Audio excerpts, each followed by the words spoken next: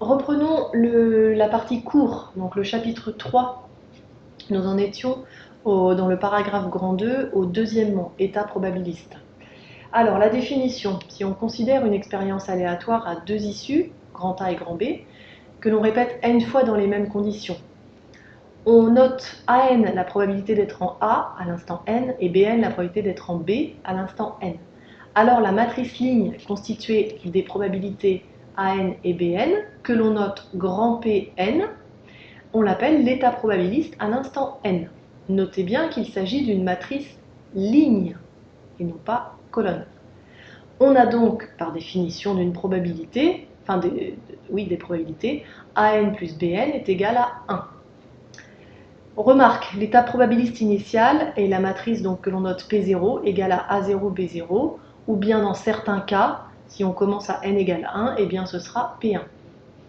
Un premier exemple. Ce matin dans ma ville il pleut. En général, dans cette ville, lorsqu'il pleut un jour donné, la probabilité qu'il pleuve le lendemain est 0,3. Par contre, s'il fait beau, la probabilité qu'il fasse beau le lendemain est 0,6. Donc si on désigne par A l'état il pleut et par B l'état il fait beau, on peut représenter cette situation grâce à ce graphe probabiliste. On vous demande de déterminer également la matrice de transition et l'état probabiliste initial. Donc la matrice de transition, on la déduit directement du graphe probabiliste. On vérifie toujours, faites bien attention, que la somme des coefficients d'une ligne est égale à 1. 0,3 plus 0,7 égale 1, 0,4 plus 0,6 égale 1. Si ce n'est pas le cas, votre matrice de transition est fausse. L'état probabiliste initial P0, alors, on le trouve grâce aux hypothèses de l'énoncé. Ce matin, dans ma ville, il pleut. Donc ça veut dire que la probabilité qu'il pleuve aujourd'hui, c'est 1. Et la probabilité qu'il ne pleuve pas aujourd'hui, c'est 0. Donc P0 égale, matrice ligne, 1, 0.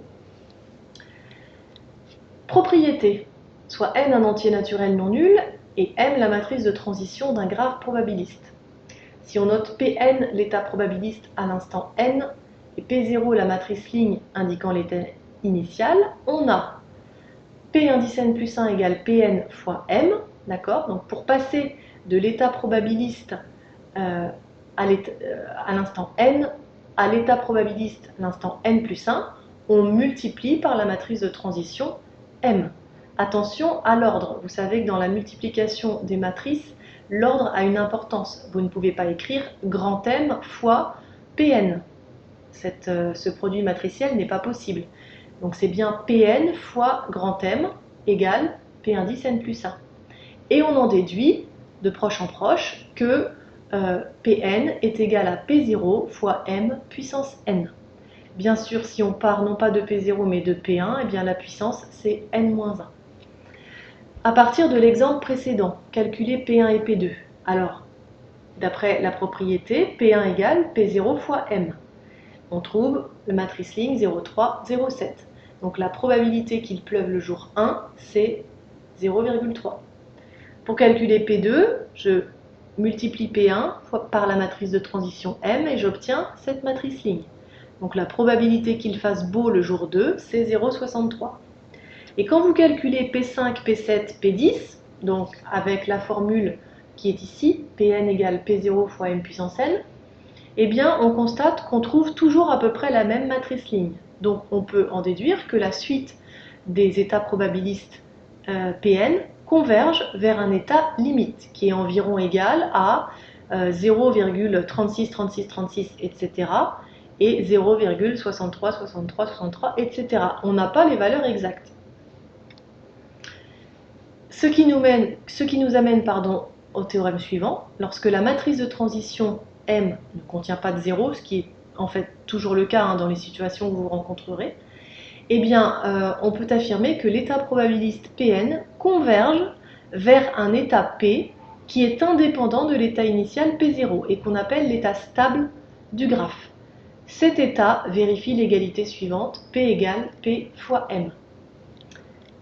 Remarque, comme l'état stable d'un graphe, c'est l'état limite, c'est la limite de la suite Pn, il donne les probabilités au bout d'un grand nombre de jours, mois, années, tout dépend du contexte. Alors, pour déterminer, donc, ce que l'on peut dire par rapport à l'exemple précédent, c'est que là, on peut dire que l'état stable, on l'a trouvé.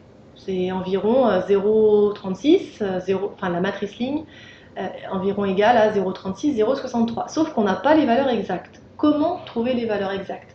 Eh bien, pour trouver les valeurs exactes d'un état stable, on part de sa définition. Si un état est stable, ça veut dire qu'il vérifie l'équation, l'égalité, P égale P fois M. Donc, on pose P égale XY, matrice ligne qui représente l'état stable. On sait, première chose, que X plus Y est égal à 1. Ensuite, je traduis l'égalité P égale P fois M avec ma matrice de transition. J'arrive à ce système. J'ai expliqué ça déjà sur le problème 13 tout à l'heure. Ces deux équations se ramènent à une seule équation, d'accord? Donc il m'en faut une autre. Ben, l'autre équation, ce sera, c'est toujours x plus y égale 1. Ce qui me donne mon système. X plus y égale 1, 0,7x moins 0,4y égale 0. Pour résoudre ce système, vous avez plusieurs méthodes. La première méthode, c'est la méthode avec les matrices, la résolution matricielle. Cette méthode, je l'ai détaillée dans mon premier enregistrement sur le problème 13, page 279. D'accord? La deuxième méthode, je la présente là, c'est la méthode par substitution. Donc dans la première équation, x plus y égale 1, j'isole x, c'est-à-dire j'exprime x en fonction de y. Et dans la deuxième équation, eh bien, je remplace x par son expression en fonction de y. J'en déduis la valeur de y, 7 onzièmes, puis la valeur de x, 4 onzièmes. Et là, j'obtiens les valeurs exactes de l'état stable. J'en déduis que la probabilité qu'il pleuve dans cette ville au bout d'un très grand nombre de jours, c'est égal à 4 onzièmes, soit environ 0,364. D'accord? Je rappelle que l'état stable, c'est l'état limite. Donc ça nous donne en fait les probabilités au bout d'un très grand nombre de jours ou de mois ou d'années, tout dépend du contexte. Les remarques que j'ai ajoutées, alors la résolution du système ci-dessus peut aussi se faire en utilisant les matrices.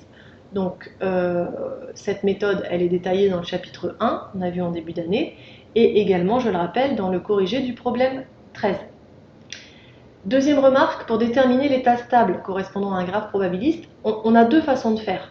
Soit, sachant que l'état stable est l'état limite, eh bien on calcule Pn pour une grande valeur de n, on sait qui se rapproche de l'état stable, soit on résout le système induit par l'égalité P égale P fois M, comme on l'a fait ici. L'avantage de cette méthode, c'est qu'on obtient les probabilités exactes de l'état stable, d'accord? Alors cette méthode, elle n'est pas facile, elle n'est pas évidente. Sachez que si vous devez le faire, vous serez guidé, d'accord? Retenez bien que l'état stable, c'est l'état limite de la suite Pn.